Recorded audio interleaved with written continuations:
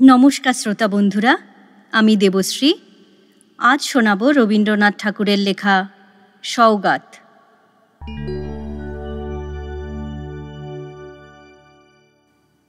পুজোর পরব কাছে, ভাণ্ডার নানা সামগ্রীতে ভরা।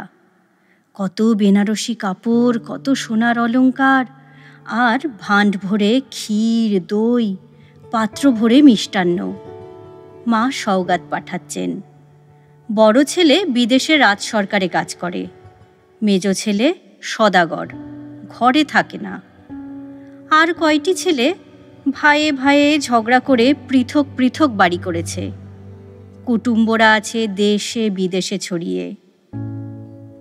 কোলের ছেলেটি সদর দরজায় দাঁড়িয়ে সারাদিন ধরে দেখছে ভারে ভারে সওগাত চলেছে, সারে সারে দাস দাসী, থালাগুলি রং বেরঙের রুমালে ঢাকা।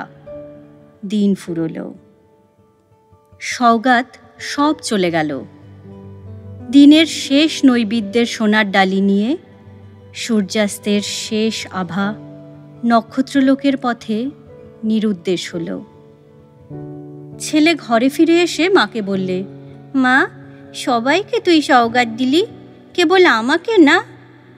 মা হেসে বললেন, সবাইকে সব দেওয়া হয়ে গেছে, এখন তোর জন্য কি বাকি রইল এই দেখ।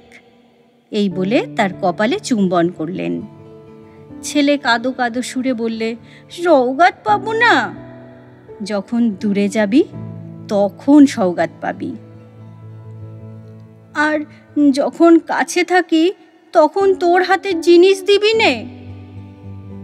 মা তাকে 2 হাত বাড়িয়ে কোলে নিলেন, বললেন, এই তো আমার হাতের জিনিস।